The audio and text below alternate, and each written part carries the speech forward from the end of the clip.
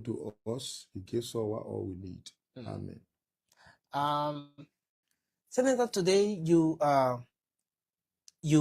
put for a very strong position when following the reading of the committee report for the confirmation of the chairperson of the National Elections Commission, Jonathan Wieder, which subsequently lead to you voting against the confirmation.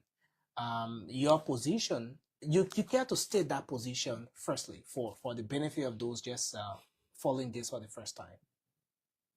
Well, in the first place, if you read Article 89, first start with Chapter X, Autonomous Public Commissions, Article 89, the establishment of Autonomous Public Commission and power of legislature to enact laws for their governance. In that, there are like 4 or 3 areas.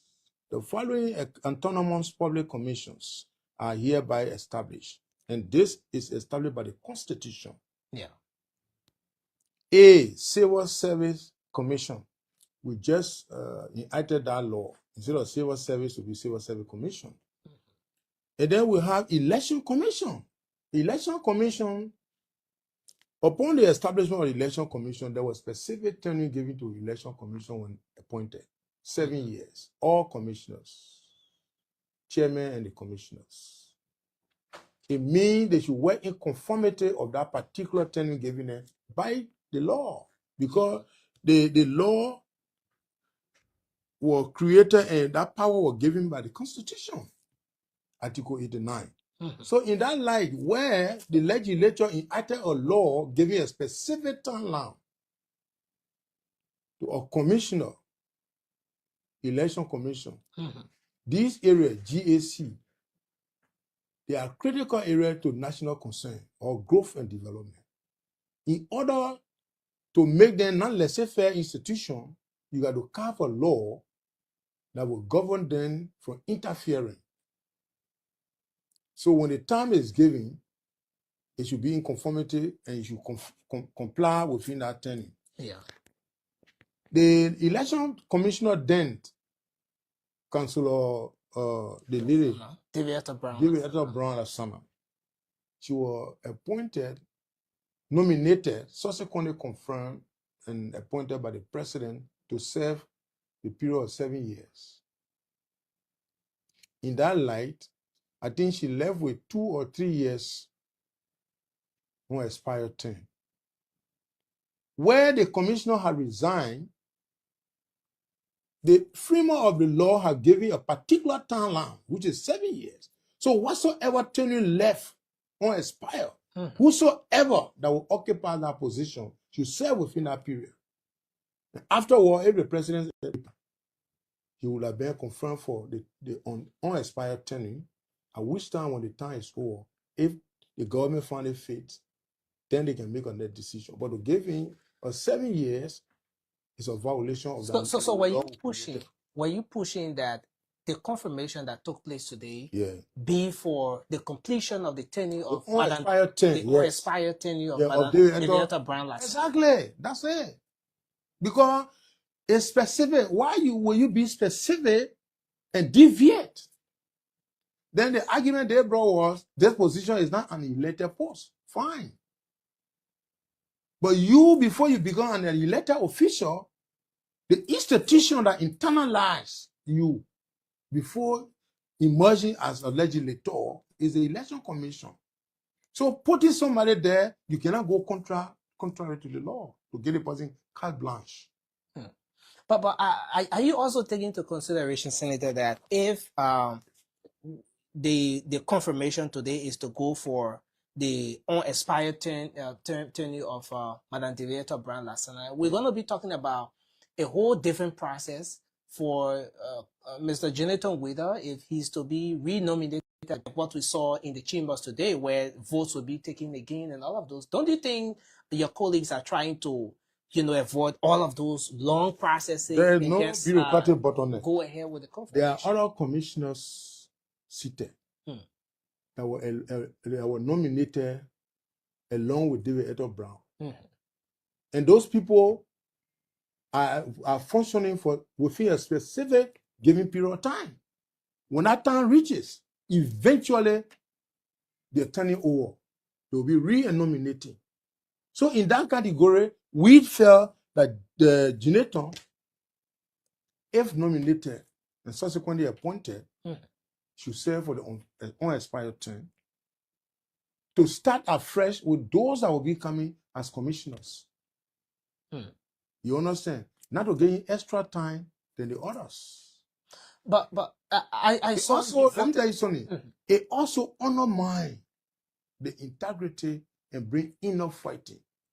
Let's assume you get Gineton tenure at this age, at this year. Before those other commissioner tenure expire, it means that he has gone 3 years into his tenure. Then you go into election. Those who were appointed 3 years prior to Gineton, after Gineton being in that position, you understand what I'm saying? Yeah. You had a different view in an argument. Because looking at Gineton tenure, they would disagree one way or the other because someone would grandstand. But if they went together, you understand? There will be serious internal fighting. We will be fighting who will be next to Gineton and SYZ. But when they go together, according to the law, I think there will be smooth transition. But I also saw you voted against. You voted against the confirmation. I think you were the only senator who voted no for the confirmation of Gineton Wheeler. If you read Article 45, I think 45, 45, it states every senator get 1 vote. Each senator get 1 vote. It is my right. The vote that are cash. Well, good afternoon, good morning, good evening, depending on location and where you are watching us from. This time, we'd like to say welcome to BKS TV and welcome to the HITAL program here on BKS TV. On the HITAL, we see dialogue and our confrontation. We see words and bullet. Of course, today is the 10th day of June 2026. And in tonight's edition of the show, we'll be hosting someone very prominent from Liberia. His name is Clarence K. Modiba. Clarence Modiba has a very, very large portfolio. He's a former presidential candidate of Liberia. He's also the political leader of the Liberia National Union, which is also referred to as the LINU Party. He's a professor of practice. He teaches at the African School of Governance. He's also a senior fellow. He served there from September 2024 up to present at the Greater Mandre, it's a Minneapolis area.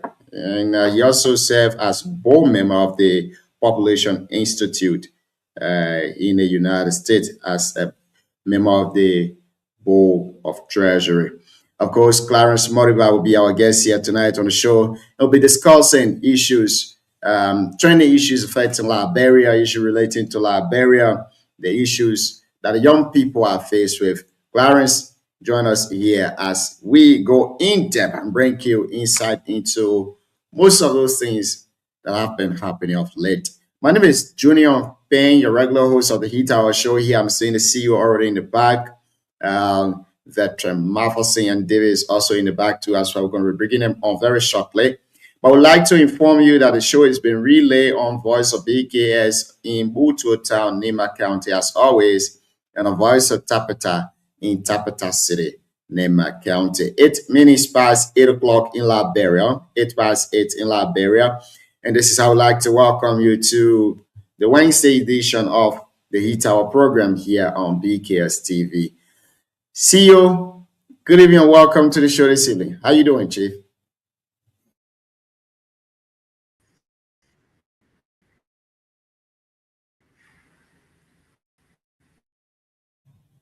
You are muted. Veteran Mafelson, good evening. I'm doing great.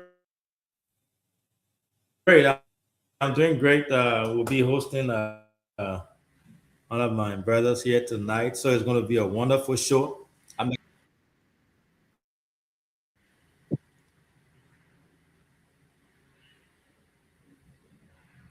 Everybody seems to be muted. Though. Vet, can you Yeah. speak? Let me So, see. Junior, you can. I'm doing good. Hope you can hear me. Yes, I'm hearing you loud and clear. All right, so I'm here. Can you hear me? Can you hear me, Mabasin? I'm also hearing you too as Yeah, well. I can hear you, Alvin. Okay. Junior, I thought you said I was muted. Yeah, you are coming in a little bit broken, but I think it's okay now. Vet, it's good to have you on the show here this evening. As always, Give me 10. The man DK then other than they got it. The man DK CRT, other than got it, the babysitting engagement. So whenever on the show, they tend to be engaged. But tonight's show is going to be very interesting. We have Dr. Clarence Moniba on will be our guest. The people of Nema County will be listening to him tonight because we got district, we got the Tapeta Voice of Tapeta relaying, and then we got Radio BKS relaying. So that's basically Nema County. Most of the folks, the feedback I got from last night's show, Maba saying that a lot of people were calling, they wanted to be part of the show from District 5 and District 6 area there. So that tells you that people are really excited about this this online platform and this newer version of BKS, and they are very excited. I talked to the reporters today after the show, and they say even up to this morning, people were asking, because we had Councilor Gonglo on the show yesterday or last night, but tonight will be good. I think this is going to be probably one of his first time, really getting on our show, appearing on our show, and talking to the people of Nema County, the people of Liberia,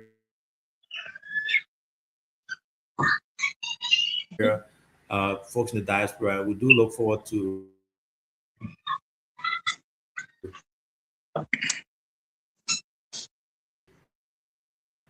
having him on here tonight. So yeah, my person, I'm glad you. I don't know if you can hear me or but you see. I don't know if it's from my side or your end there. Can you hear me? I can hear you, but at a certain time you came in broken, but I think you're good now. Yeah, and I apologize. I think it's the internet from my end here. The Lone Star people who've been laughing at them for a long time. So I think my own too is also having some issues. But yeah, I don't know if you listened to Councilor Gonglo last night, but today we're talking about our guest. I don't know how familiar are you with him? If you've been following him, I personally think he's one of the young candidates, one of the best candidates we've had. I think the name Moniba you see his is approach. not. It's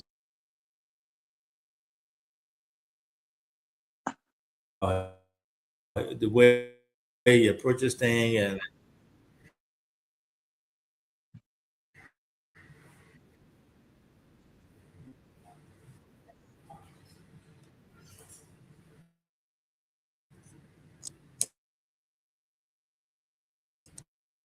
Are you still on? acting up tonight. That's not good. I don't know what. Are you there? My brother, can you hear me, right? I'm still Yeah. on. I don't know why. I'm hearing you in pieces. Yeah, come. Chris, I'm hearing me. waiting. I'm still on. Let me call this junior man. Close my door. I want to get to come with one. This is your family? No.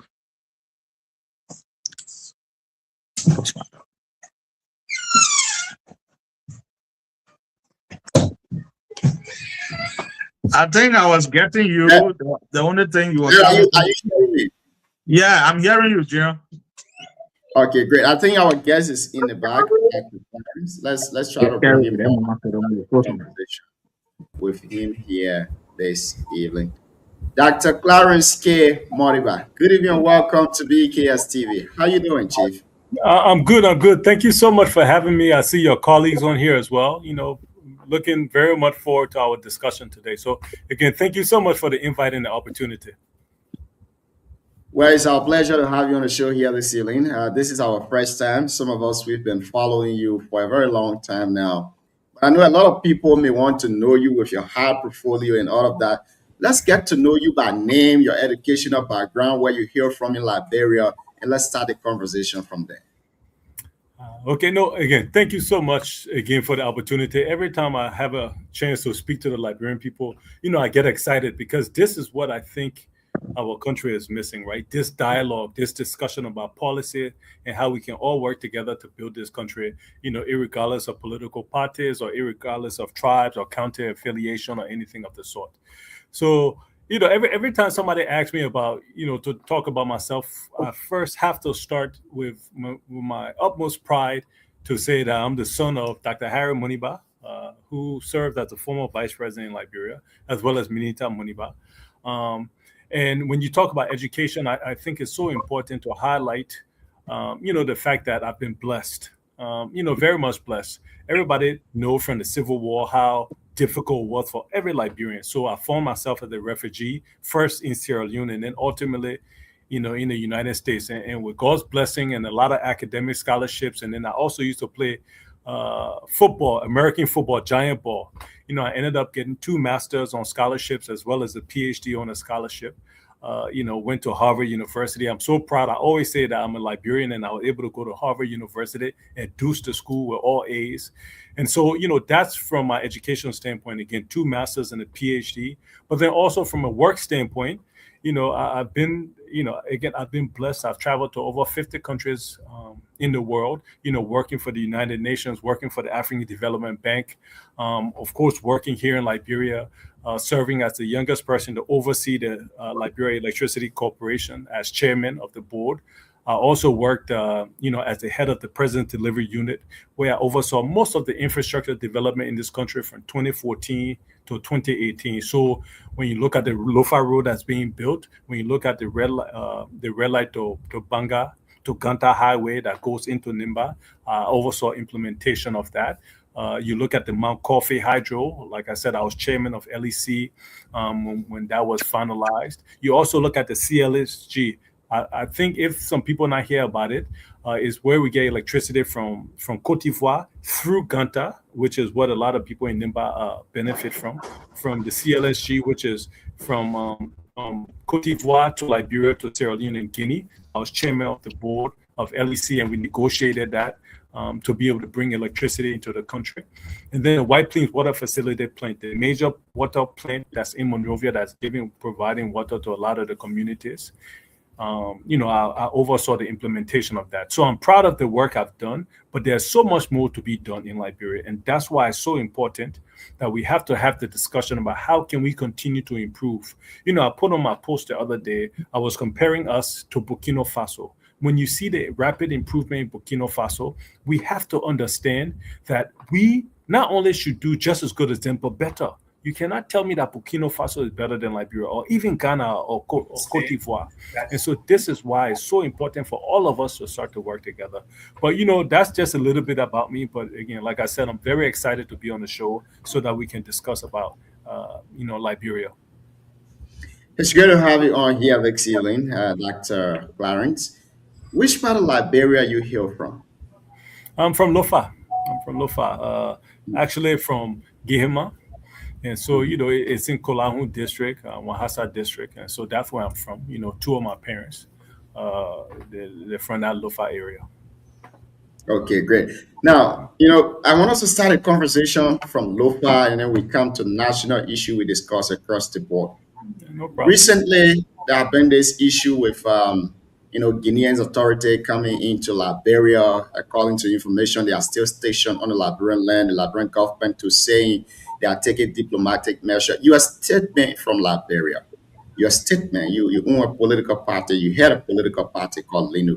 What have been your own engagement to see how best the government of Liberia can re-secure her land from the Guineans? I'm saying re-secure her land because we are all optimistic that the land belongs to us. But to be frank with you, and this is where now the the idea of accountability comes in from our leadership, meaning the president as well as the House. The president went to Guinea and had a meeting with the Sierra Leonean president as well as the Guinean president, and there was a discussion had, right? But yet, and that was several months ago, yet the Liberian people still do not know what was truly discussed in that meeting. And so this is where we as Liberians have to start to hold the leadership of this country accountable. You cannot say that Guineans are still on the soil of Liberia, which they are, and then all of a sudden y'all go have a meeting at the highest of level, at the presidential level. You come back, there's no account to the Liberian people. So this is where I think there was a growth failure on the leadership of this country to be able to inform us, because you're absolutely right. There are still Guineans on Liberian soil. Why? That, in essence, is an act of war. So obviously, we are not going to go to war with the Guineans, but I'm just saying it's an act of war. And so to say that you're handling this diplomatically, if you're handling something diplomatically, immediately everything should go back to status quo. And status quo means Guineans in Guinea and not in Liberia. And so this is where there's so many questions. Even the House Speaker and the Deputy Speaker and several lawmakers went to the border to quote unquote inquire.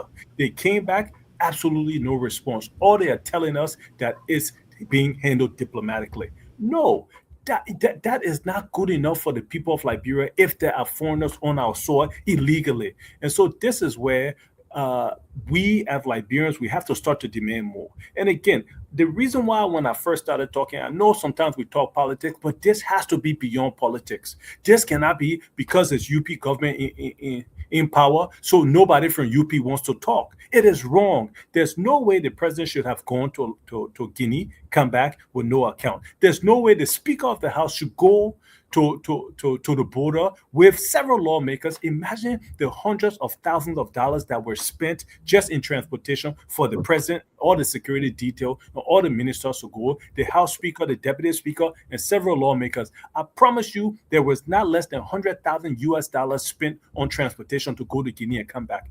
What is the result? And so these are the questions we have to be asking. So like you said, this is way bigger than Lofa, because what if the Ivorians do it right there in Nimba? What if the Ivorians do it in Nimba, right? Or they do it. So this is something that has to be addressed. It cannot be something that's being swept under the rug. And the reason why in Liberia we are struggling to develop our country is because we don't have any accountability in this country. Even when we talk about corruption, which I'm sure you might ask me about, right? Mm-hmm. There's nobody in Liberia who goes to jail for corruption. So then where's the accountability? So right now we have people on Liberian soil, Guineans. What's the accountability? This is what has to be discussed. What is your relationship with the Deputy Speaker and the President? I'm asking this question because your statement from Lofa, and the President is from Lofa too as well. The Deputy Speaker too is also from Lofa. So we want to know, what is your relationship with these two state actors? You know, we are very cordial. When we see each other, we speak. It's not like we call each other every day. Of course, I worked with the president, who was then at that time vice president, where I gave him weekly or bi-weekly or bi-monthly reports in terms of the development of the country, the infrastructure development that was coming on board. Even, you know, and that's why government is continuity, right? The bridge that we are building in Monrovia, the overhead bridge, that was something that I'm proud to say I helped to also help with the negotiations. I didn't lead the negotiations, but I helped with the negotiations, which should have been completed ever since 2018, 2019. Of course, the work just started last year, but these are some of the things that I used to talk to the current president, former vice president about. So we are cordial when we speak. I don't think there's any ill will towards each other. It's you know, I'm not going to sit here and say we are close, but, you know, I pray for his success, because his success means that Liberia is succeeding. So that's what it is. Same thing with the Deputy Speaker. When I see him, you know, we speak. I went to go see one of my lawmakers the other day at Capitol Hill, and I ran into him. I spoke. You know, we made a few jokes and everything else. I think what has to be more important is that politics is one thing, and then the idea of the success of Liberia is another thing. And so that's why I wish all of them success, but it does not mean because they're from Lofa, I cannot hold them accountable. It does not mean that because they're from Lofa, I cannot complain, right? I cannot criticize. I will praise them when they do well, but then also I would critique and criticize when they don't do well. And so, like I just said, when we just started this conversation, the idea that the people of Guinea are still on the soil of Liberia, forget Lofa, on Liberia, right? That has been a failure in leadership because we still do not know what it was discussed. What was discussed? Traditionally, when the president makes a high-profile visit like that, they come back and do a press conference where they answer questions from the press, not through the Ministry of Information, not through the press secretary, but the president or the leader themselves have to be talking to Liberian people to say this is what was discussed. The same thing with the speaker and the deputy speaker, because they went to the border, they should come back and, in their own words, hold themselves accountable to the Liberian people. And this is where I don't think it was. So going back to the idea of the relationship with the president, the relationship with the deputy speaker, I pray to God that they succeed, because their success will be 5 million people's success.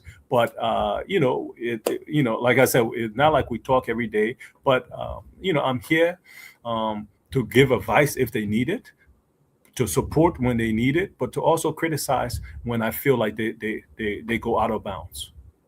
Thank you. Almost the entire crew is here tonight, so I'll just ask you one last question here and we'll move to the next folks to ask their question.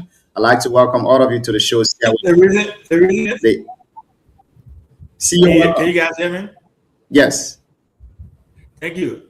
The reason the entire crew is here tonight is because we have Dr. Modiba on here tonight. Not only the crew is here, but we got 2 radio stations in Nimba, Dr. Modiba. I know you gave me time, but I will have to kindly ask you to add at least 15 minutes to it, because the people in Nimba County want to hear from you. Yeah, No this problem. is the first time they heard about you during the election time. Now you appear on the platform where the folks, the Loguatu and Butu, are listening to you. So I will kindly ask that you add 15 minutes to the time that you allotted for this interview. Very important one. Yeah, no problem. I can't say no when somebody asks me something that nice. So no problem. I'll get y'all, even if 20, 25 minutes that you want it, y'all can have it. Thank you. Okay, So Junior, that's- before we go to that, Junior, 1 second. I apologize. I don't want to be held in contempt here by the doc. On behalf of this platform, we want to say congratulations to him. He recently got engaged. And this is the first time we got to treat Dr. well, so he can come. So congratulations to you and to your fiance. We wish you guys all the best. No, thank you so much. Right. I've been blessed, and I always tell people, everybody has ups and downs in their life. But I've been blessed. God has blessed me with a beautiful, strong, hardworking woman who is very supportive, and as much as I love Liberia, she loves Liberia just as much, right? And so she's always involved in the community, traveling back and forth throughout the country as well as internationally, promoting Liberia. So I've been blessed, and so thank you so much. And like you said, don't be so nice to me now, because then next thing you know, when you start asking me tough questions, but no, I've been blessed, and I'm thankful for the next step and stage in my life. Thank you. Now, we can safely say on this show here tonight that Dr. Modiba will be one of the aspiring CAMS 2029 presidential hopeful of Liberia. Can we say that? You know what we can say, and I always, and I think that's such an important question, to be honest with you. And what I always say is that, first of all, I think there's too many people running for president in this country. I truly believe that. This country of 5 million people should not have 15, 20 people running for president. And that's why our politics in this country is so tribalistic. Because when 15, 20 people run, the first question we ultimately end up asking, if that my countryman, what county the man from? What the man tribe? And then that automatically qualifies the person or disqualifies the person in a lot of our people's head. So what I do want to say about that, right? There's been so many discussions that we are having behind the scenes about collaboration, which I think everybody needs to have that conversation right now, whether it's the ruling party or in the opposition. But I think we are continuing to do a disservice to Liberia by giving the Liberian people 15, 20 options to run for president. No, I think at most it should be 3 or 4. And as we try to build, as we try to put together policies, because the thing in this country is that when we voting, we don't vote on ideology. We don't vote on governance system. All we know is that we're voting because the man popular, or all we know is we're voting because the man been around for a long time, or they're my countrymen. And we have to change that, because honestly, and nobody on this panel would disagree with me, this Liberia that we have is not good enough for any of us. To be frank with you, we have to admit that the Liberia that we have is not good enough for any of us. So we cannot say, oh, because my party not in power or something of the sort, we forced to run. What we want to do is to collaborate with like-minded people who want to make sure that when we talk about agriculture, Liberia must be self-sufficient in agriculture. There's absolutely no reason why we should be importing rice from India, from Pakistan, right? When we can grow rice right here in Liberia. Cocoa, cassava, right in Nimba. Since this is a Nimba-based platform, are you trying to tell me that we cannot grow enough cocoa and cassava, not only to feed the people of Liberia right in Nimba, but to also export? So these are the discussions we need to be having. We need to stop to personalize the presidency and start to make it more policy-oriented. So yes, we ran in 2023. Yes, we feel like us at Liberian National Union have the best platform in terms of transformation of this country, but we have to also be able to collaborate. And so we're having so many discussions with literally every political leader, whether, and then we'll see what happens in the next couple of years. Thank you. Lastly, from my end, Liberia faces serious problem when it comes to border security. Due to that, we've seen the Guinean authorities or the Guinean soldier encroaching on the Liberian land. We've also seen Burkinabes intruding into Liberia. I listened recently to the Minister of Local Governance. He said there are approximately 60,000 undocumented Burkinabes in Liberia currently. If you, Dr. Clarence Modiba, is given the opportunity to lead the Liberian people, what will be your approach to border security? You know, that question is, the answer I'm going to give is also the response and answer for every single problem we're facing in Liberia. The budget is, for a lack of better words, piss poor. The budget of Liberia is piss poor, and so we are going to face issues not only in border security, but food security, education, in healthcare, every single thing. Let's look at the budget, right? So this is how I answer your question, what I would do, right? We cannot justifiably say, go look at the border point just right there in Nimba going into Guinea. That serious border point there. Go to the ones in Grange there. Go to the ones in Lofa. We don't go to the ones in Cape Mount. We don't have serious border points, but let's look at the budget. Let's look at the budget, which is the stem and root cause for Liberia's failure. How can we justifiably, first of all, let's look at the House. There's 100 lawmakers that Liberia has. Over $51 million goes to 100 lawmakers, they, them staff, their perks, incidentals, whatever the case may be. $51 million goes towards them. But let's also now look at some of the hospitals or some of the universities or some of the schools that we have in this country. How much goes to them? Let's look at the salary structure of the police officer. Let's look at the salary structure of ministers, right? So the issue and the challenge we're going to continue to have, right? And when president, that's something I would 100%. We cannot have a system where 70 to 80% of the budget goes to running a government. The government of Liberia is too big to fail. So because of that, we can't train our border security properly, effectively. We cannot provide them enough equipment. Did you see the military that Guinea sent to the border? Did you see what we sent? Right? So, and then the thing, let's even go to the idea of Yeke Koluba being expelled. What did he truly say? They brought all of the lawmakers back. I don't know how much money was spent bringing them back for 10 days to pass the supplementary budget, right? What did they do for the first 7 to 8 days? Talk about Yeke Koluba. 1 day was spent passing a supplementary budget of $50 million, where the bulk of it went back to operations and travel. So this is the challenge. If we want better border security, we have to look at the budget. It's a failed budget. The Ministry of State gets $15 to $18 million a year, and that's on record, right? So let's look at Ministry of Education. The only money for Ministry of Education is going to teacher salary. If you look in the budget, less than $50,000 was spent on teacher training. So these are all the things that when we talk about border security, we would not be strong border security because we don't put our priorities and our funding there. When it comes to education, we will not be able to educate the young people of Liberia because we don't put the money there. Where we put our money is to make sure our lawmakers, our executive, the legislature have cars every 3 years.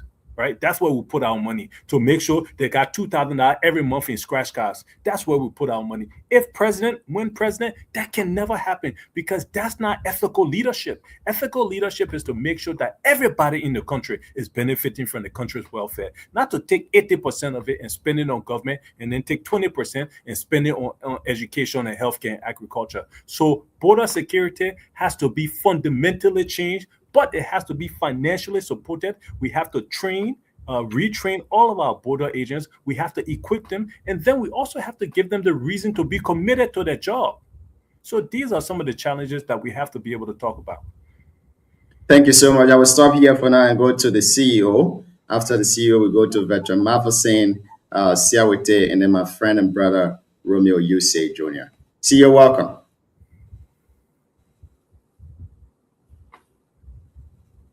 Well, I think the CEO having some network problem to do, so maybe I'm having some issue. Go to the next person. But I think you are audible now. So I think you are audible now, so you can go ahead. For some reason, Spectrum, I think the doc would know, Spectrum decided to have a outage in my area today. So I've been struggling with that. If you guys can hear me, my question to you, Dr. Muniba, what's your presence, your political party presence like in Nimba County as it stands now or prior to a previous election? Mm-hmm.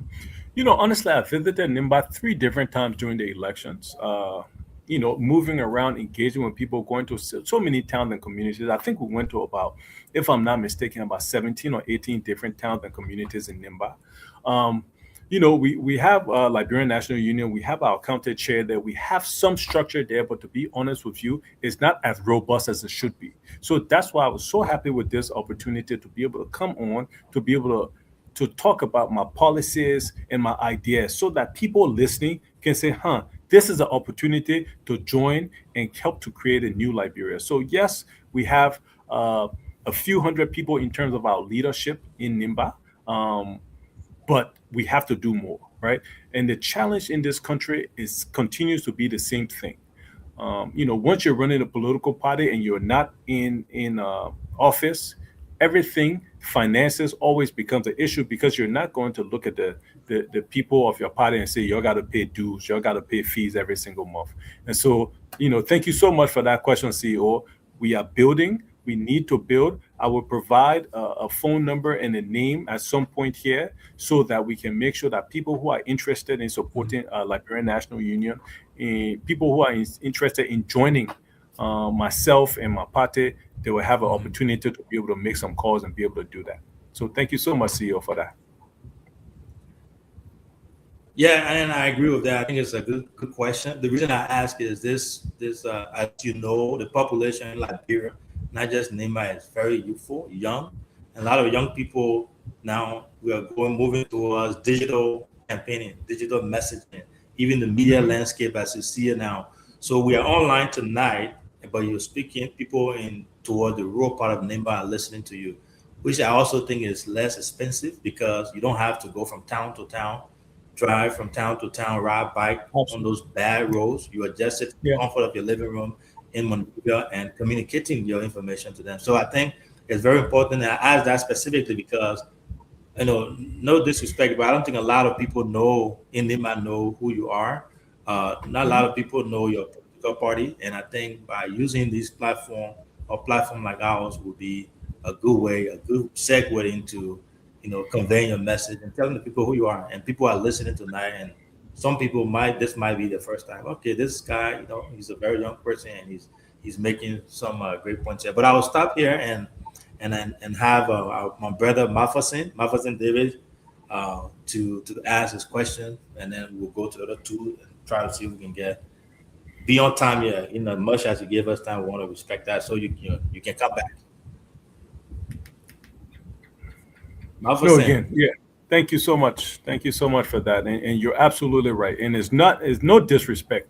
The reason why we are doing what we are doing is because we have to build a name, a national platform. And so opportunities like this is so much appreciated, because what I want to be known for is talking about the issues. What I want to be known for is being a solutions-oriented candidate. I don't want people to vote for me because I'm popular. Of course, you need that. You need that notoriety for people to know you and know your values. But what I'm praying that people know me for, that when we talk about education, you say, oh, Dr. Moniba, he's the one that said, if president, he will make sure that everybody in Liberia graduating from high school will have 2 years of technical and vocational training. That's what I want people to know me for. So I don't want people to know me for, yeah, the man got weight. Why the man got weight? Because the man got money. No, I want you to know me so that you can understand that if president, there's no way after 6 years we'll still be importing rice from India, which is a shame on the country itself, to be honest with you. It's an absolute shame that we still have to import rice from India into Liberia. It's an absolute shame that the best medical advice you can get in Liberia is to buy a plane ticket to leave the country.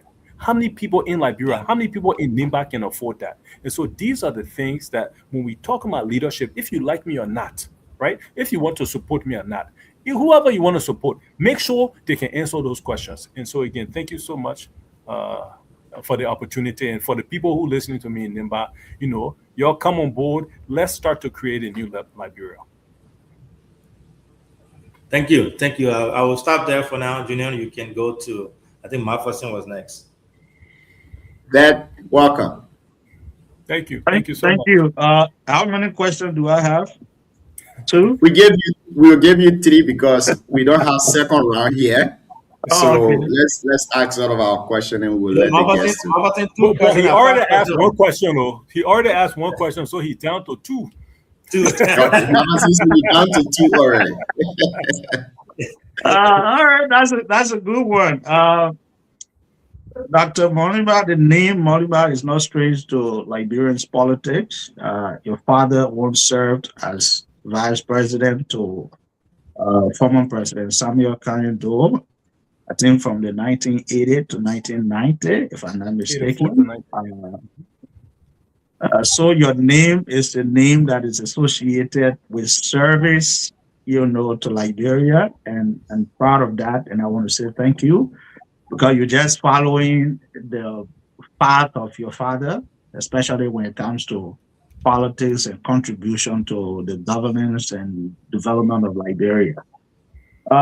As head of an opposition party, LINO, I have hoped to hear that you are in consultation with other opposition parties, especially given some of the leadership mishap that you yourself outlined. But to say you are also in talk with the ruling establishment, that signal to me that maybe based on the fact that the current president is a Lofian and you are a Lofian, you really do not see it feasible to run because you may not see the face in Lofa. If I am wrong on this, then I want to know, what really are you looking forward to in some of your engagement, especially with the ruling party, what you hope to see that will make you to build alignment with the ruling party, and why not the opposition? No, so if I didn't think, if I thought that President Boyka was from Lofa, so I would support the Lofian, first thing, I never would have ran for president, right? Secondly, in the second round, I would have endorsed him. And so I think we have graduated from the idea of, especially me, supporting somebody because they're from Lofa, right? For me, that's irrelevant if we are talking about Liberia. And I continue to say, and we started the conversation, we are so tribal and counter-oriented in Liberia that we forget that Liberia supersedes everything else. And a perfect example is yesterday, Liberia, when Liberia played Sierra Leone. To be frank with you, look at the field. But just imagine if Nimba were playing Lofa at SKD Stadium, you would not have been able to find one single seat in that stadium. But because it was Liberia playing Sierra Leone, the place was half empty. So I just say that to say, for me, Liberia supersedes any county or any tribe. And so when I say that I'm talking to everybody, I'm literally talking to every single opposition political leader, how we can come together, but it has to be based on ideology and values. I'm not coming together. Listen, I can tell people I would die, but it won't be because I'm not president. Right? I'm going to die, but it won't be because Liberian people never made me president. I'm talking to every single. I've spoken in the last 3 weeks to almost every single major opposition in this country. I've had them over my house, or I've gone to their house, and we've had serious and substantive discussions about coming together. So that's it. But it doesn't preclude me from also talking to anybody in Liberia. Obviously, I'm in the opposition. I have just started this conversation listing the amount of things already that this government has not been doing right. So again, if it was just because of Lofa business, I would be sitting in my corner or looking for a job from this government, which I'm not, right? I'm voicing my opinion because there's certain things that's not going right. And I will not be quiet because I Lofa man who is president. That would not, if that's the case, why am I doing this, right? I continue to say there are good Liberians in Liberia who want to see good for this country. And so I'm proud to say I'm one of them. I'm praying that everybody on this platform is also Liberians who want to see good for this country. So yes, what I do supersedes Lofa. It's about Liberia. All right. So in short, your engagement with the different political parties, including the ruling party, is based on shared values. It has to be, right? It has to be shared values. Just remember also, I did work with a lot of people in this administration. So when I talk to them, it's not necessarily, oh, I'm coming to collaborate. It's sharing ideas. I have some good friends in this administration. I do. But again, it doesn't stop me from saying that the budget is piss poor and there's massive waste in the government. That doesn't stop me from saying that, even though I know some of the people, even though I know personally the president, it doesn't stop me from saying that the budget is a complete failure in terms of the structure and how the Liberian people money is being spent, right? And so that's why when I'm talking to the opposition people, and like I said, I've talked to all of the major ones, whether through phone calls or them coming to my house or I'm going to the house, it has to be of shared values, right? It has to be the idea that there has to be a salary cap. We should not be paying any civil servant less than $500 in Liberia, and we should not be paying anybody in this country more than $7,000 USD. That's too much in a country where the typical person makes $2 to $3 a day, and then because the person working for government, they make $12,000, $13,000, $14,000. So these are the discussions I'm having with some of these political leaders, right? If we are going to collaborate, if we are going to join together, do you believe in this, right? And I truly believe in that cap. 500 million minimum, $7,000 cap. Nobody in this country should be getting $2,000 in fuel slip. These are things we have to be able to discuss. All right, that was just the follower anyway. I just wanted confirmation. It was not a question. The second question, as a head of opposition political party, given the performance of this government from the inception to this date, I want you to give your candid and a nationalist point of view. Do you think this government should be meeting? If yes, why? Or if no, why you think there got to be change in 2029? Or there must be a change in 2029? You know, I did not endorse this government in the second round because I anticipated the status quo. And the status quo right now is what's happening in this government. And when I say the status quo, I've already talked about the idea of too much money being spent to run government, too much money being spent on travel, too big delegations, too much money on fuel, too much money on operations, $20 million for Ministry of State. And so when I say all of this, I truly believe, right? Let's go all the way back to 2005, 2006. There was two parties that made a run of CDC-UP. 2011, CDC-UP. 2017, CDC-UP.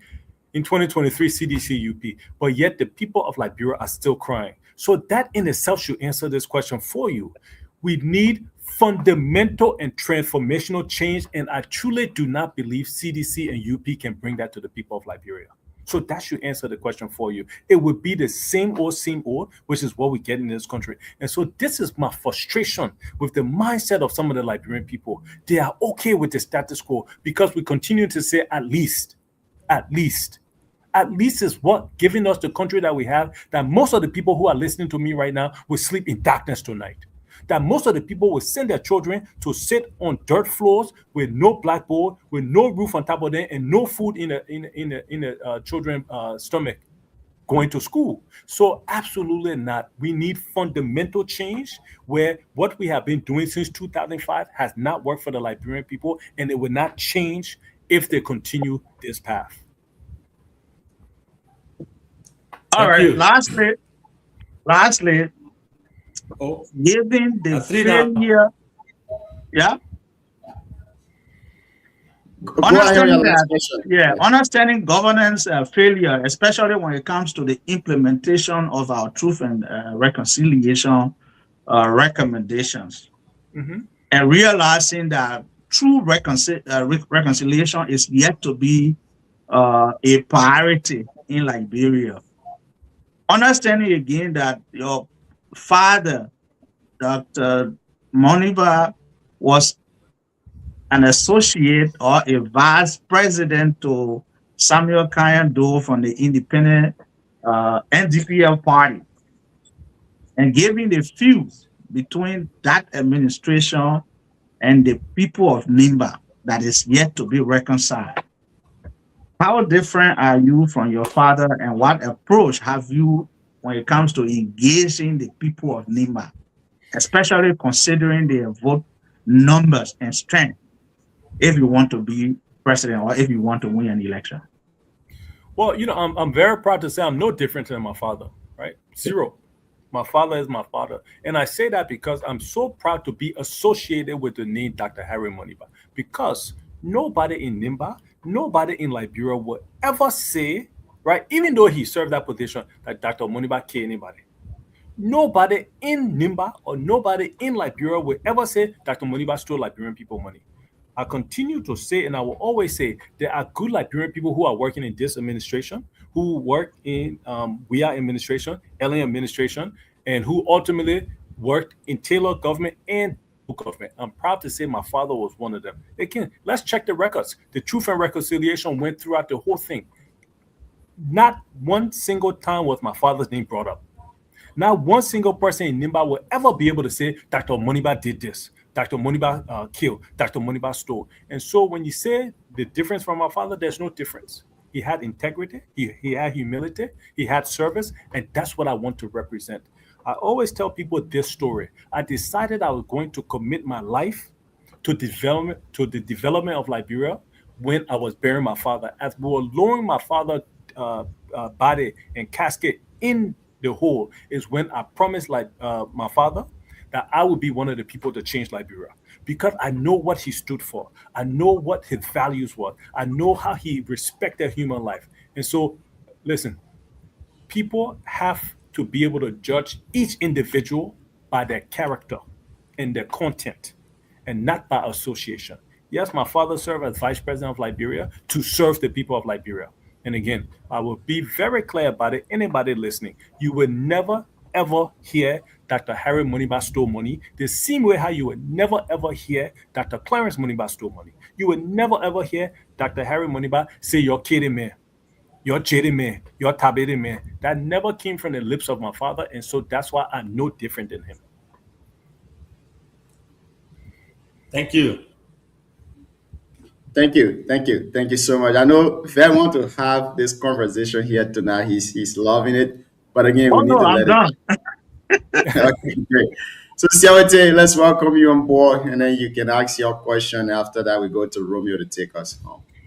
And please let me, and I'm so sorry, just even going back to that, I think I'll be doing a disservice if I didn't recognize, though, the amount of harm that happened in the 80s, right? So let me add that. I'm not trying to say that nothing negative or bad was done. The massacres that happened in Nimba, I've absolutely atrocious. The massacre that happened at the St. Lutheran Church, absolutely atrocious. But this is why I still don't understand why we as Liberians, brothers and sisters, were killing each other.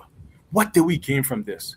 Look at our country today. And so these are the things, right? There was so much harm done, starting from the very foundation of this country. Let's be very fair. Let's go all the way back to 1847, 1822.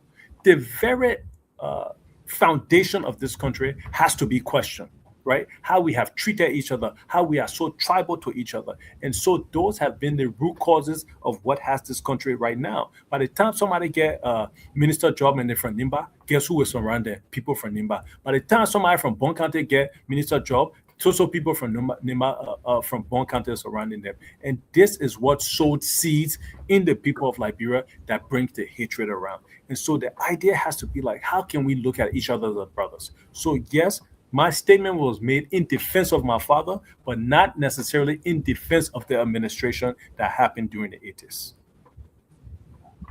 Thank you. Sewate, welcome, Chief. Thank you, Jim. Good evening, Dr. Moniba. Thank you. Thank you so much. How are you? Yeah, I'm good. It's a pleasure to be here. For the first time, we are sharing, a platform together. Been following for a little while now with your introduction to the election, the Liberian politics in 2023. Mm-hmm. Few months ago, I followed you regarding I think when the budget was proposed or it was passed, you made a position and you are very definite about that. My first question will be in two forms. You talk about the president recalling, the budget. Absolutely. Yeah, that was at the time, I think 1.2 billion. I don't know. I want to know what triggered your position on that. That's the first one. And then the second one that is, the same question is about the salary, disparity you talk about regarding, I think you gave a fixed cost, of all, employees or civil servant at 500. I want to know, if you are elected president, what different will you do, with these, analysis that you gave at the time? Can you explain to the Liberian people?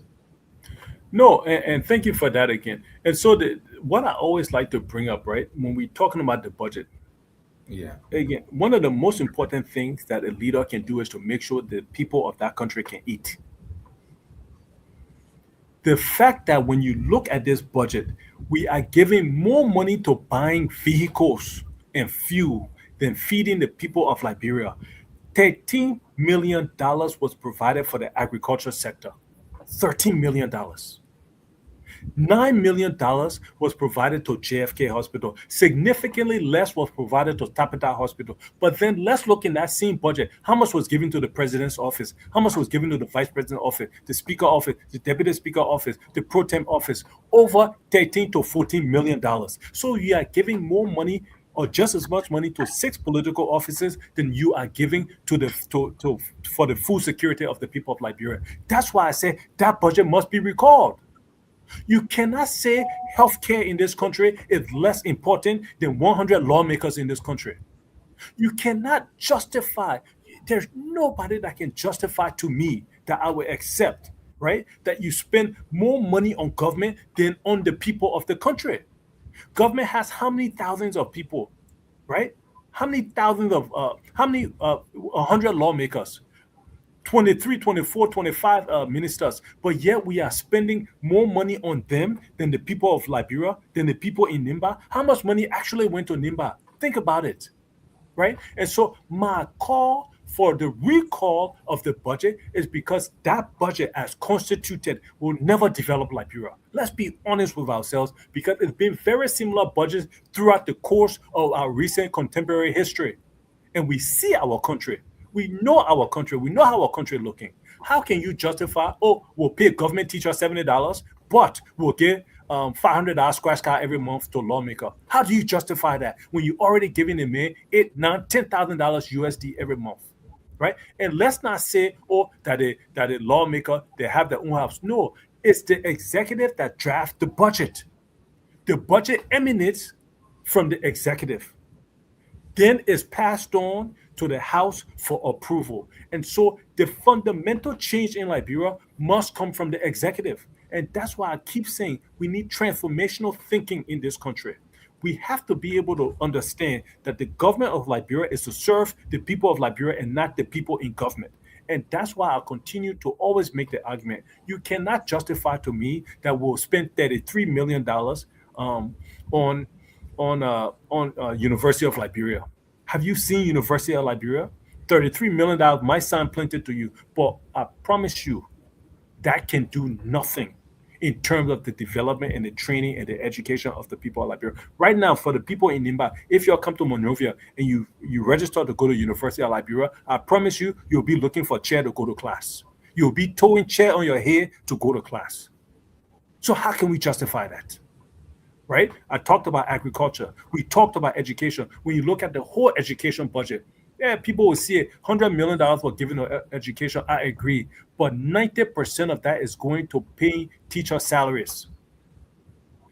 There's not one single government school in Liberia that has indoor plumbing, that has electricity, that has a proper library and science lab and computer lab. Not one.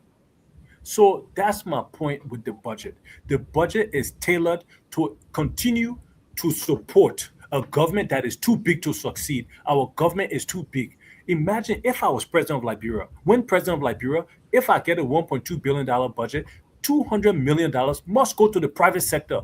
There's no Liberian right now that can go to any typical bank and get money from the bank. The reason why there's mostly Lebanese and Indian people who are the richest people in Liberia because they have access to money. And the typical Liberian does not have any access to money. The richest Liberians are lawmakers, politicians.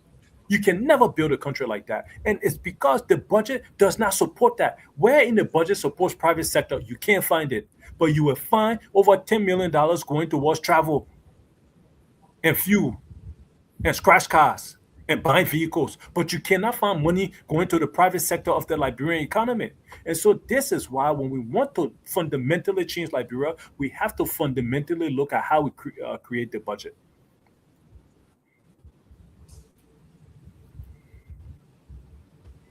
Thank you. Jion, how many questions I'm asking? 3? Two. Two. You got 2 questions. Okay. Yeah. Yes, you're talking? No, my internet not correct. Go ahead. 2. I said 2 okay. questions. Yeah, Dr. Moriba, my final question, I think we got less time with you today. So I think for this, your debate on the BKS, we know you always be open to come. I listened to you, about if there's the better choice of word about the proliferation of political parties, where you want, the number of political parties to be reduced to at least, 4, like you said in your words. This debate is all over the place of recent regarding the electoral law of our country, where political parties don't reach certain threshold in terms of accumulating vote. But now when people try to bring that law, people say, they are silencing, can we say multi-democracy. And you being one of the political parties that didn't reach 1% from the record, what would be your fair view to this debate? It should be implemented. Let's implement it. Luckily for us, there is also a rule that says if you have lawmakers elected on your political party, that doesn't apply. Yeah, I forget to say that. Yeah. Right. So thankfully we're able to get a lawmaker elected. And so that doesn't necessarily apply to us, but let the letter of the law be put into place. It should be regardless of me, right? Regardless of me, it should be implemented. So there's certain laws. For example, every political party must have $10,000 in the bank account at all times. At all times. Every political party must have a standing headquarters in the capital city of Monrovia at all times. These are things that 70% of the political parties do not have. They are just there by name. They have no organization. They have no bank account. They have no political office. They are just there in name. There are almost 48 political parties in this country right now. So, regardless, let the NEC be very vigilant and very strict in enforcing those laws, right?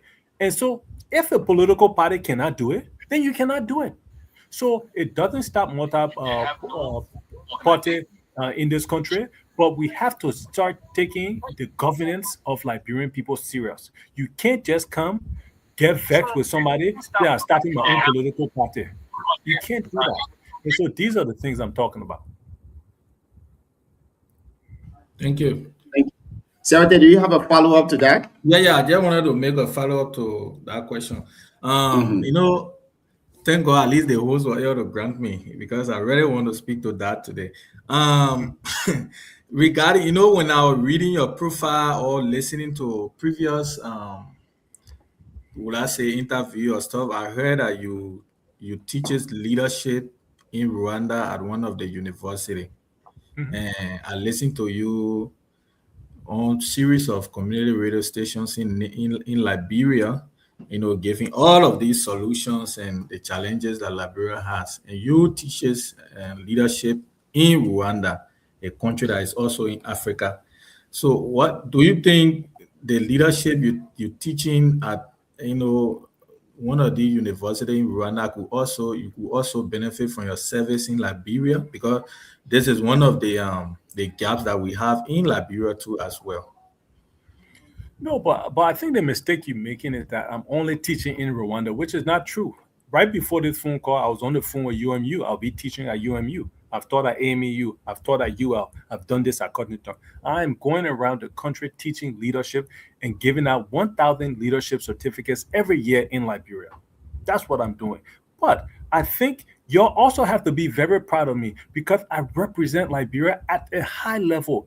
The university I'm teaching at is called the African School of Governance.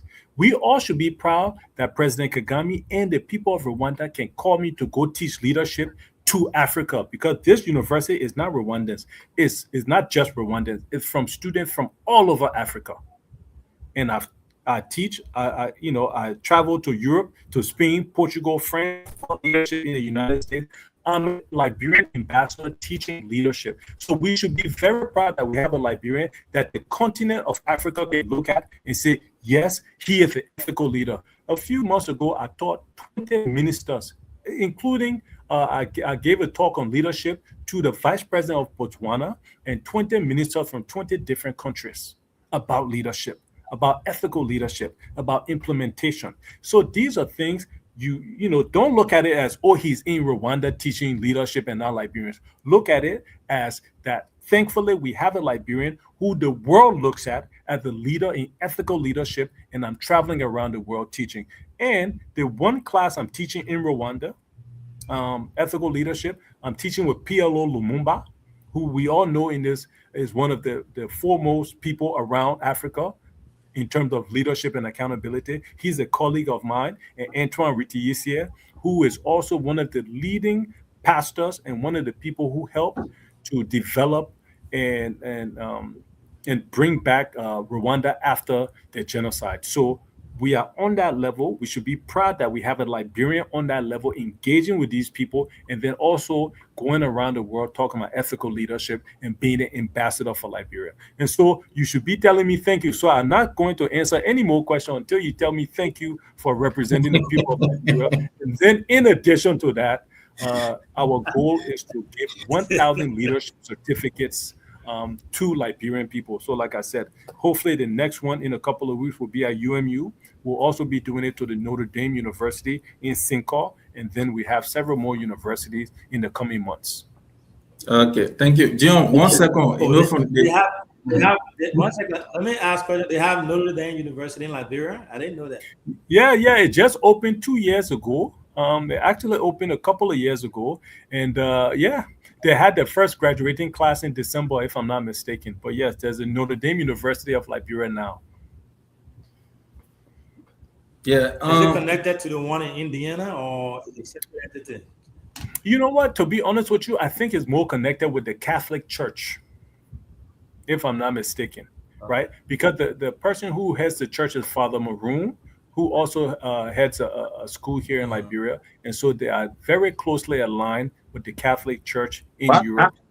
I as think well the one in Indiana too should be aligned with the Catholic Church. I think so. Exactly. So I think that's the connection it there. is. It is Notre Dame University of Liberia. So all of them are aligned with the Catholic Church, and I think it's not necessarily connected to the one in Indiana, but it's connected to the home base in Europe. Okay. All right. Thank Yeah, you. thank you, Da. So it was not, I just tried, I intentionally brought that question because most time, when you read your profile, people say, but the man teaching way in Rwanda, Yeah. then what's his contribution to Liberia? So that's why I asked that question. Yeah. So No, it's a legitimate question. It's a Yeah. legitimate question. I get that a lot, and I appreciate that question because, like I said, my goal is to give 1,000 leadership certificates. And I always tell people in Liberia, we don't need one leader. I don't want people to look at me and say, "Oh, we need one leader." No, Liberia needs 5.5 million leaders. Every single person on this platform needs to be a leader in some form or fashion, whether in a home, in a community, in a district, in the county. But every single person in this country needs to be a leader because one person cannot fix Liberia. And that's the false idea we've been having. Oh, when Budamene will fix it. No, all of us have to work towards fixing and developing Liberia. So that besides the presidency, are you willing to serve any position, maybe from the House, any position besides the presidency? In terms of elected positions, I have been talking about the presidency. I haven't, to be honest with you, I haven't considered running for a representative or senator. I truly don't believe you can make fundamental change from those positions. I think when we start talking about fundamental and transformational change in Liberia, it has to come from the top. It has to come from the presidency, right? I'm running. I ran for president not because I'm looking for a job, quote unquote, to say. To be frank with you, I always tell people, if I'm looking for money, I'm not in Liberia. If I'm actually looking for money, I am not in Liberia. And so I wouldn't be running for representative because, they're giving it $10,000, $12,000, right? They're giving it $10,000, $12,000 every month. So I'm going there to, no. The idea is that how can we change and transform Liberia? How can we transform all of these things? And so that's why, I've been talking about the presidency. I've been studying the presidency for so many years and engaging and building my relationships at that level. Thank you. Thank you very much. This electoral law thing is very important. I hope and pray that you will take one of your days to come on here so we can discuss just the electoral law. But let me make a follow-up to what Siawate asked you there. Like you said in one of your discussion here, that since 2005, which is very correct, since 2005, we've only had two dominant political parties in Liberia, which is the CDC and the Unity Party. And most often you realize that the second round election is quite different from the first round election. The first round, sometimes you see one political party will carry maybe like 48 or 47%, other political party carry at least 39%, and the remaining somewhere around 3 or 2% is shared among the rest of the political parties. Don't you think the implementation of this 2% law will give rise to the CDC and the Unity Party being the only party to run the country? Yeah, absolutely. That's the risk we take, right? And that's the risk. And so that's why it's so important for all of us to be able to form collaborations, whether it's a third wave, but yeah, that is a risk. That's 100% risk. But then that question also goes to the people of Liberia. Are you satisfied with your life? Are you happy with the 12 going on 18 years of UP leadership? Are you happy of the 6 years that CDC were there? If you're happy with it, if you're happy with our country, then yes, they will continue to be the dominant forces. But our responsibility in the opposition now is to have conversations like this that we are having on radio, online, so that people can hear that, oh my God, there are serious Liberians in this country. You don't have to vote for somebody because they're popular. I continue to say, you don't have to vote for somebody because they've been around a long time. Listen to all of us. Go around and listen to our platform. And don't just vote because you think that where plenty people going. Because honestly, and let's be fair with each other, if I talk to a typical CDC person and say, what does your party believe in? You will say pro-poor agenda. What does the pro-poor agenda mean? They cannot tell you. UP government that took over in 2023, they spent a year and almost $1 million going around the country asking people, how should we develop our plan? You don't know that people need light and water? You don't know that our private sector is dying? You don't know that the civil servants are underpaid? You don't know that none of the schools, none of the government schools in this country got indoor plumbing? So these are the things we have to start to vote based on policies. And if we cannot do that, we will continue to have parties that underperforms and leaves our country way behind other countries that are way behind. I promise you, Liberia, I said it before and I'll say it again. I've been blessed to travel around the world. In Liberia, we are some of the hardest working people in the world. I can put our effort and attitude against anybody in the world. But we are so behind in terms of development because of the mindset that we have.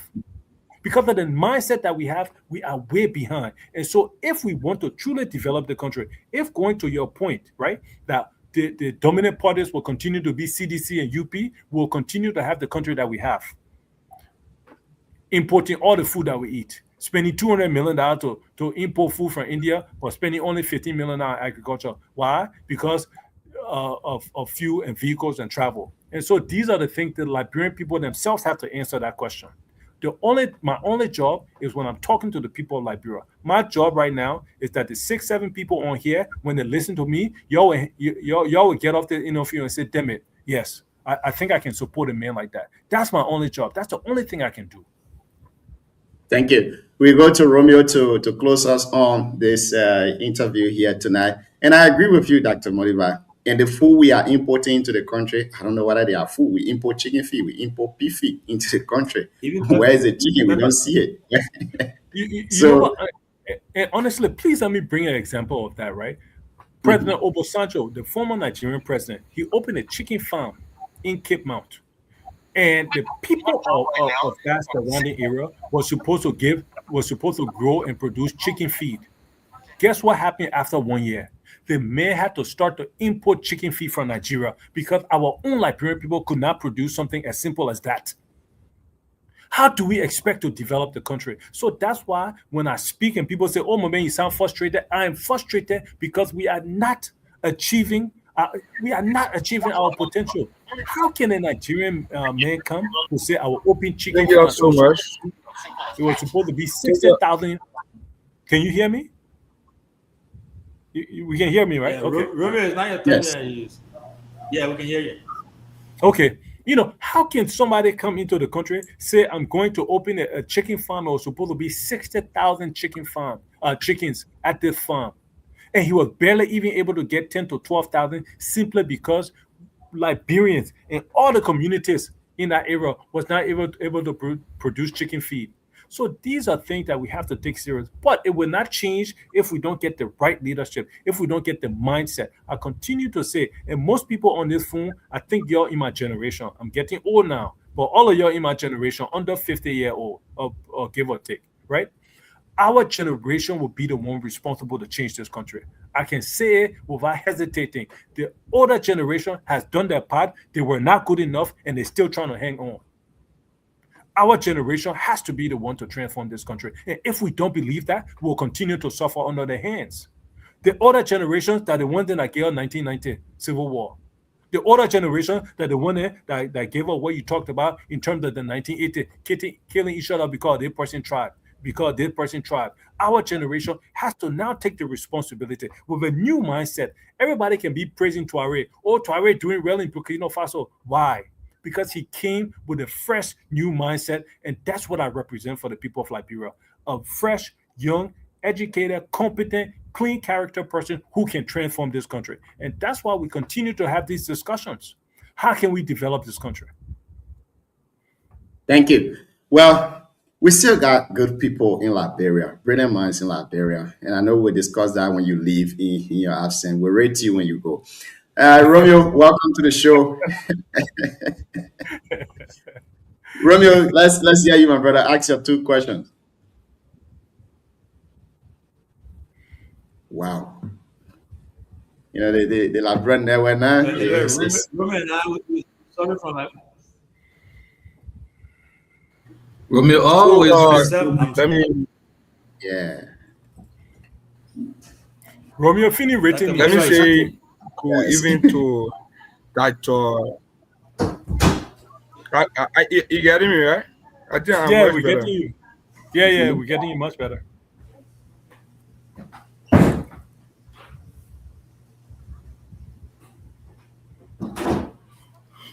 So I think I'm.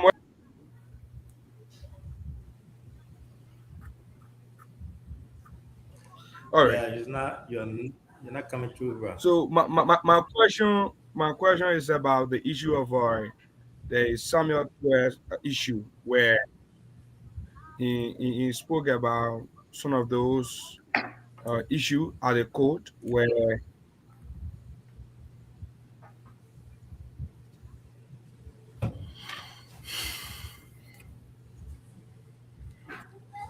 The internet is very bad. Can you guys hear me? Yeah, we get Yeah, you we can too. hear you. Yeah. But I think we So lost I don't know Romeo. what. Yeah, Romeo got a really good question, but hopefully he can join us. But before he come, let me ask a substitute question here to you, Dr. Moniba. Being a professor, expert in leadership and in academia, doing all the great work around Liberia and the world, we something that we are proud of. So you also know that our country educational system, as the former president Ellen Johnson who put it, was a mess or is a mess. I don't think it has changed. From your vantage point, from your perspective, what do you think that Liberia needs to do, the government needs to do to try to make any changes for the next generation? Because if we are going to be a great country, you see China, you see the U.S. and everywhere else, all the great countries, they are investing a lot of money in science and mathematics and everything. But if you saw, sadly, the clip we had a few months ago when the AFL was doing some recruiting process, but some of the kids could not even read basic reading, basic sentence where first grader could read. What's your take on it? What could be done to help out in this space? And it was grown men and women who couldn't read first grade sentences, but it's not their fault. They are not stupid. Again, we put our young people in a classroom with no blackboard, most of the time no benches. The teacher themselves can barely read and write. This current budget, like I said, we put less than $50,000 in the whole budget for all the teachers in Liberia for teacher training. Less than $2 to $3 per person in teacher training, and I promise you, 99% of them did not get teacher training. How do we expect the young people of Liberia to become educated? So we put them in a classroom to sit on the floor in the hot sun, no electricity, no fan, no books, no computer, no nothing. And then we ask them to learn. They cannot learn. And then to put on top of that, nobody in the world can learn on empty stomach. And a lot of our young children are going to school with empty stomach, sitting down in class, sweating with no food, and only maybe 10, 20 liberty in the pocket to buy one or two collar. How can you learn? You cannot learn. And so that's why, as president, one of the first things that I'll be talking about is a school feeding program. Let's feed the young people of Liberia, because if you cannot feed them, their brains will not develop, they cannot learn. That's the first thing. Secondly, let's go to 10th, 11th, and 12th grade. We are graduating people from high school who can barely read and write, and then when they graduate, we say, "Yo, go, yo, thank you, bye-bye." We have to be able to give a skill to every single person who's graduating from high school. If I was ever blessed to be president of Liberia, immediately nobody will be able to graduate from high school in this country without 2 years of technical and vocational training. There will be no longer people graduating from high school who don't have a degree in one hand, and in the left hand there will be a plumber, a carpenter, a mason, or something. We have to be able to give skills to the people of Liberia. And so once we do that, then we can go back and focus on the early childhood education of every child, which is the first grade to sixth grade. We have to put some of our best and brightest teachers in that period. We have to make sure those children are eating. We have to be able to make sure that they are learning in a dignified environment with indoor plumbing. Imagine most, like I've been saying, and I've said it 3 times, most, not even most, there's no government school in the country right now, last checked, that have indoor plumbing. How can we educate people? How can we say we have schools that don't have indoor plumbing, no electricity, no computer lab, no science lab? So we are fooling ourselves in this country when we say we are educating the people of Liberia. And the people who are listening to me in Nimba, they know it's true, because you're telling your child to go to bed right now, and you know they're going to school tomorrow, and you're not giving them any money to eat. You know they're going to school right now. They don't even have one fitting book in that class. What are they learning? We are fooling ourselves in this country. Again, that's why it goes back to the idea. If we are happy with the status quo in this country, which is UPCDC, then we'll continue on this path. So sometimes when I talk to people, they can be, oh, you won't be president in the country. You know what happened? Fine. Like I said, I would die, but it won't be because I'm not president in this country. But we are doing this so that our country can be better than Ghana. So our country can be better than Burkina Faso. That's why I'm having this conversation here for. We should be one of the best countries in Africa. But right now, people are making a mockery of us. But for our own reasons, for our own fault. Thank you. Romeo keeps having technical difficulties here. You see, that's some of the things that we hope that when Dr. Moniba wins, he will work on the internet system in Liberia. So Romeo can be struggling to come on here. But I like your vision. You are a young man. I don't know if someone has told you before, you and Obama have the same way of approaching politics. And I've always admired you from afar, and I'm appreciative of the fact that I reached out to you. You took your time, and you are here with us tonight. This is your debut to our platform. As my brother said, we hope to host you here in the nearby future and continue to talk to the people of Nimba. Young people are listening to you tonight, and I can tell you that they are listening, and most of them will be inspired to hear from someone like you. So we appreciate it. We look forward to setting up time in the future to bring you on where you will give us at least 2 hours, because 1 hour, 30 minutes, you can't cut it on the platform. You see, all the guys that still got questions. It's more of a conversation, and people are enjoying it. But thank you so much. I sincerely appreciate it. No, again, thank you so much for the opportunity. And the fact you brought up Obama, I really appreciate that comparison. And I want to bring a story that when I started running, it happened, right? Again, I'm proud to say I've met Obama before. I've interacted with him. I sat down and had like tea and coffee with him, and we had a not an extended conversation, but for about 25, 30 minutes, we had a conversation. But I bring that up to say, when I started running, there was this young, lady that came to me. She was probably 30, 31 years old. She said, "Oh, but you're running for president, you're too young." So I told her, I said, "Listen, who do you respect the most as a good president in America?" The first person said, "Oh, Obama." I said, "But I'm his same age." Okay. So I only bring that up to say that our generation, again, like I was saying before, our generation has to be the one responsible to change this country. And we have to believe in ourselves. So all the young people that you talked about who are listening on radio right now, I promise you, if you do not believe in yourself, nobody will believe in you. You think I'm waiting around for somebody to tell me, "Oh, Clarence, you should go run for president"? No. Like, you have to be able to take your own leadership journey, regardless of the pitfalls, regardless of the obstacles. Us Liberian people have to now say, if we are going to change Liberia, it's going to start with me, and go look in the mirror. And so that's what I'm doing. The reason I'm doing this, the reason I'm in politics is not to gain. I'm not in politics to gain money. There are people in Liberia, I will say it again, who want to see the development of Liberia. And so that's why I'm in politics. But every single young person who's listening right now, while they're laying down or they're sitting down with their friend there, they have to start to say, what can I do to not only develop my own life, but to develop my country? And so that's the argument. That's the fight that we all have to be able to do. Transformational and fundamental change. And so that's why I appreciate this opportunity to talk to the people of Nimba. I appreciate the opportunity to talk to everybody here. And listen, what we can do this more and more. I don't know about 2 hours, but we can continue to have this conversation. We can continue to engage. We can come back next time and talk only about, somebody said truth and reconciliation. We can come back and talk about the NEC, the bylaws. We can come back and talk about the agriculture. Because the one thing I will say to end this conversation is I'm proud to say during the elections, I was the only presidential candidate that went to 263 towns and villages all over the country.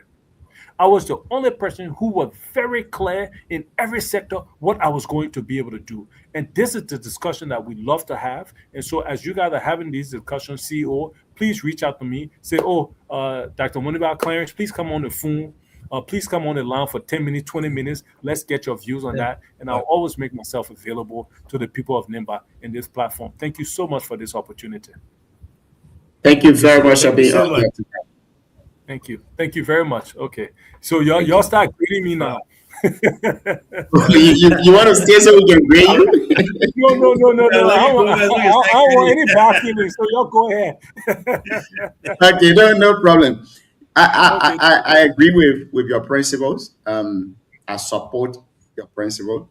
And one of the things that I really support is the fact that we need to change from the two-party system. When I say two-party system, we've had the Unity Party, we've had the CDC rule Liberia or lead the Liberian people, but we've not seen the change that we want. Dr. Modiba, you've been to Rwanda here.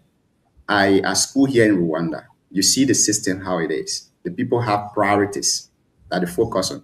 But you will see presidential candidate and their political parties or political allies will say, when we win election, we'll focus on agriculture. But you realize that the entire country annual budget for agriculture is less than $1 million.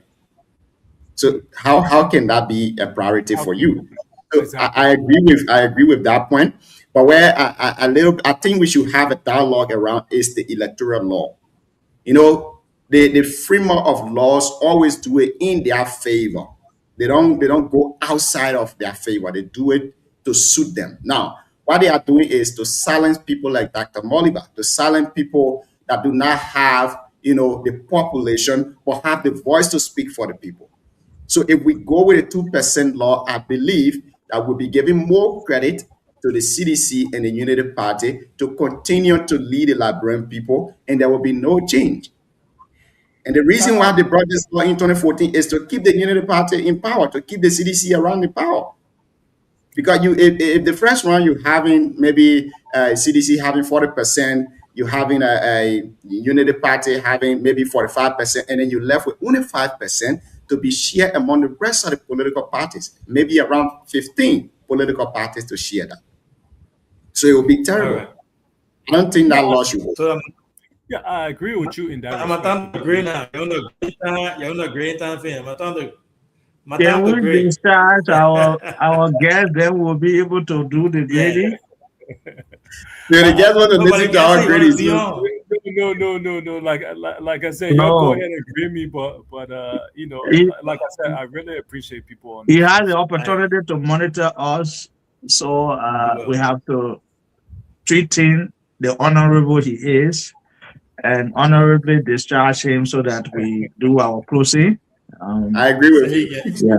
So Dr. Moliba, in 2 minutes, just give us your parting comment. Listen, let God bless all of us here.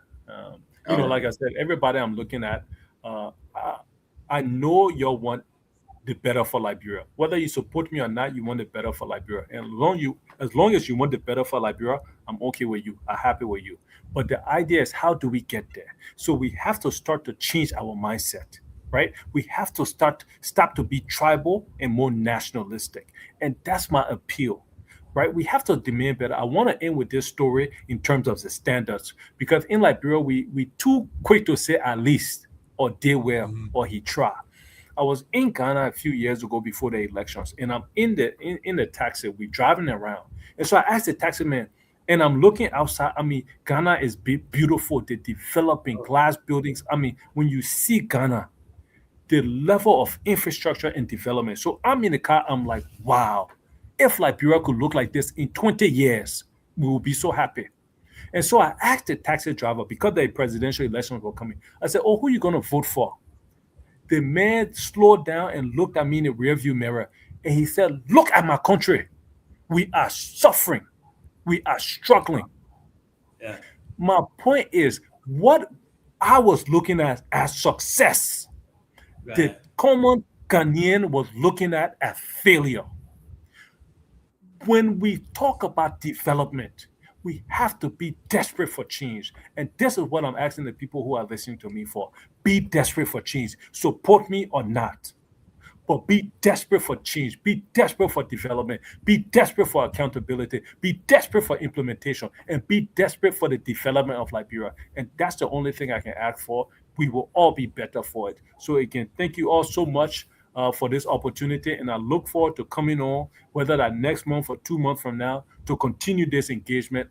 God bless the people of Nimba. God bless the people of Liberia. Y'all, thank you so much for the opportunity. Thank you. Thank you. You so much. Thank you. All right. Thank you. Junior, you are muted if you don't know. Junior, you are muted.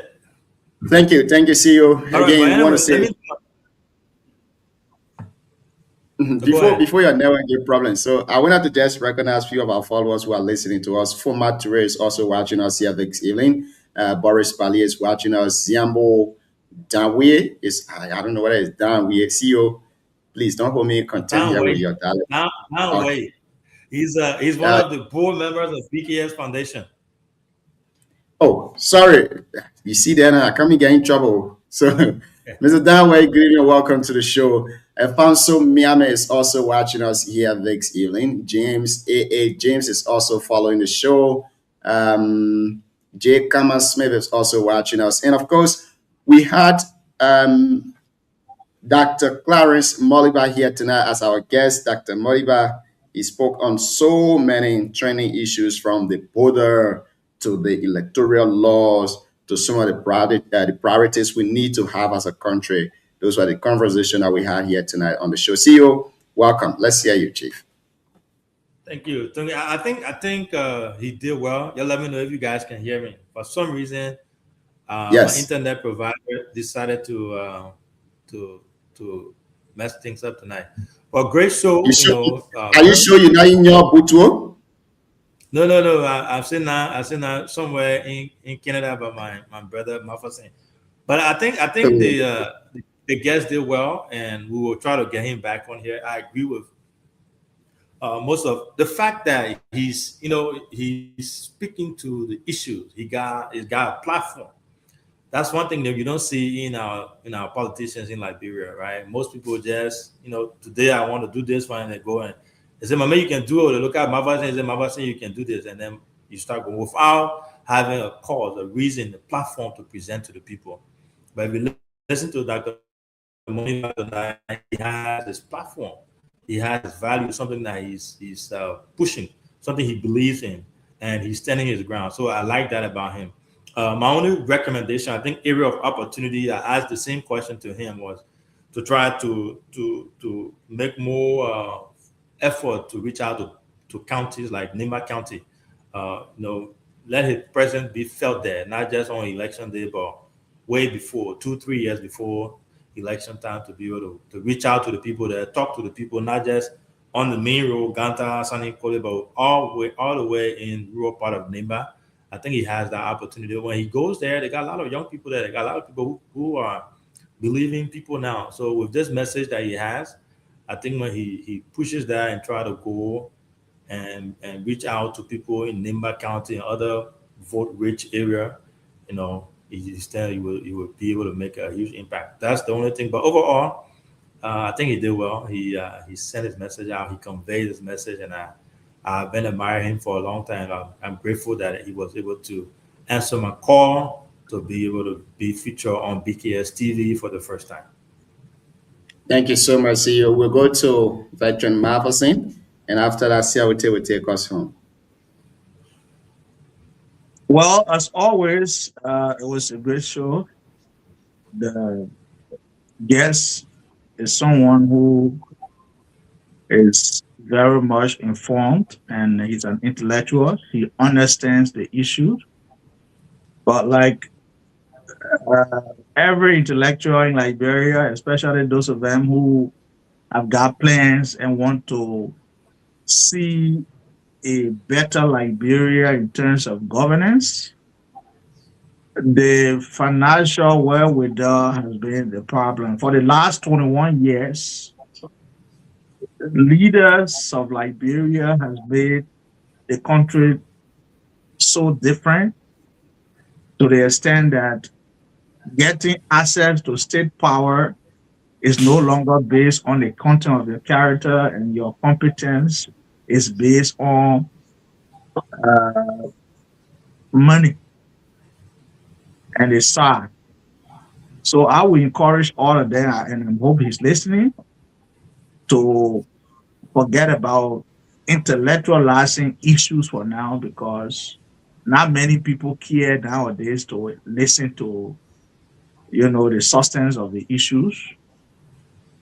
They should get down to the electorates, especially if you want to, see yourself at the helm of power. And like you said, being a representative or senator, you cannot effect any positive change in Liberia. You got to be the head. Up there. Our decision making is head driven, and until you are in the position of the presidency, you cannot significantly do anything. So they should get to the locals. They should try to define their own entry level that will take them to the local and build themselves significantly, which doing so has to do with money. Because if you look at Nigeria's election, the last election, even though Tinubu won, but when you see the youth involvement, the social media involvement, and how conscious they were in their decision making, their engagement, and everything, you will get to understand that Liberia is yet the only country in Africa that the young people are yet to reach that level of consciousness. And it's sad for us. If you look at Liberia, there are way for young people who are very much prepared and understands the issue, who when given the opportunity, will change Liberia. He happened to be one of those, especially listening to him tonight. You look at people like our own friend and brother, Tiko Yole. You look at Dr. Daniel Harris Smith. You look at Dr. Raphael Paley. There are a lot of potential young people. But do they have the means of, becoming somebody that the people will listen to, that can drive the voters' attention? I don't think so, because we kept on electing the wrong people, and they get to state power, enrich themselves, sell the wrong to the people, and then they all, in a way, become political philanthropists and sway the minds of the people away from the good ones. And as they are exiting, they're also building new people of their kind, only because they want protection. And that's the sad thing about the Liberia of today. So to change that, it requires what? You got to start from the school system. You got to start from, the various communities. You got to start from the various hamlets and farms and everywhere. And I don't think it's something that will take 10, 20 years. It's going to extend probably beyond our generation until you can graduate, in developing the mindset of the people. There's nothing you will say that our people will get to buy, except that you must look for money, or the potential young people should network and deep into their pockets, whatever they get, collaborate, and build a strong force to counter the system. If not, Liberia will continue to be Liberia, and sadly, we wouldn't go anywhere. So, he did well. He's a good speaker. He got good knowledge, good leadership history. But until he can build the capital history to match or commensurate with the leadership history, he's going nowhere. Thank you. Thank you. Thank you so much. Siawete, do us the honor by taking us home, Chief. Thank you, Gian. Good evening again to Sion Brother Marvelson and the biggest CEO now on the block. As far as the media landscape now is concerned, the man is the biggest CEO right now. And Gian, I think I thought I met DK said DK said that you Because they will must say the reclassify the cause of his position now. losing election. Yeah, you know, gotta read a the few whole days thing. I've been very busy and I've been, you know, I came even out very late today. But I mean, the show is doing pretty good. Thank God I will have, you know, the former DS here, you know, on every time, at least for the few days now. It's good. You know, like the big brother said, you know, what is happening to us Liberians? We are very decent people. We got a lot of smart, you know, and bright minds among us, like we say. But what happened is that all of these things are said, but when people assume So the message, power, everyone all got glasses on to nail man. Everyone got to take them out. yes, Puma so la Bible. The light. at the man and the men always get debate. They always trouble, so they always got something to say. Yeah. So you know, quite frankly, he's a very good. You know, I've been following for a little while, and he's a very good speaker. And we should be proud of him as a Liberian. You know, from what I saw in him tonight, I think I saw some level of sincerity in what he said.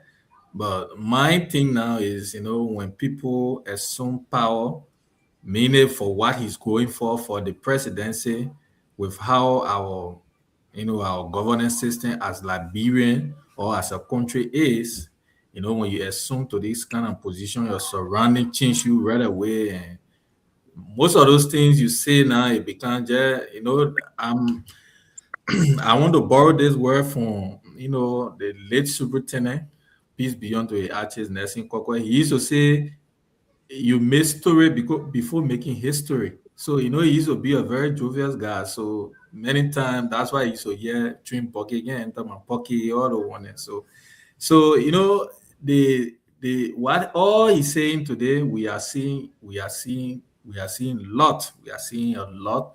People will say all these things, and then at the end of the day, when they assume to this power, assume to this position now, it become, you know, just historical talk or maybe for campaign and all of that. But to be frank, as a young man, I think he got some vision for Liberia, and he just need to push because Liberia to win the minds of Liberia. Because I was reading about him and looking at the election result. From what I saw, you know, he's good, but you know, getting 0.2, you know, stuff percent, and then getting around 5,000 plus vote. He got more work to do, but on the overall, he's a very good gentleman. And as young as he is, he has some work to do, you know, to win the minds of Liberians. He got, like, what he's doing his best. And like he said, he's molding the minds of Africans, not just Liberia. For me, the reason I did ask that question was, you know, sometimes people say, oh, but the man, he's teaching other country, you know, for money and all of that, but the skill he got is not, you know, imparting to his own country. That was the reason, you know, asked this question. But it was good. The show was good. And thanks to everyone who hope to be here tomorrow. Yeah, thank you. Yeah, Thank Thank you. you. Thank you. Sure. Thank you so much. Again, we want to say thank you to all of our listeners. Those of you who were listening to us via radio, we want to say thank you for following. And those of you too who were also listening to us via Facebook and YouTube, we want to say thank you for also listening here this evening. We're going to be back tomorrow with another brand new edition of the Heat Hour Show. Our guests will be announced on our official pages. You are asked to follow us for the details for tomorrow's guest. Thank you so much for being on here tonight. And the folks from Tabata are listening. Voice of Tabata is reading the show tonight. And I know they're doing the via radio because they have some difficulties coming on. But yeah, we want to say thanks to the people who are listening to us. We'll be back again tomorrow. And we've been getting a lot of lawyer listeners now in that region. So, you know, I want to say thanks to all of them for continuously following. Thank you.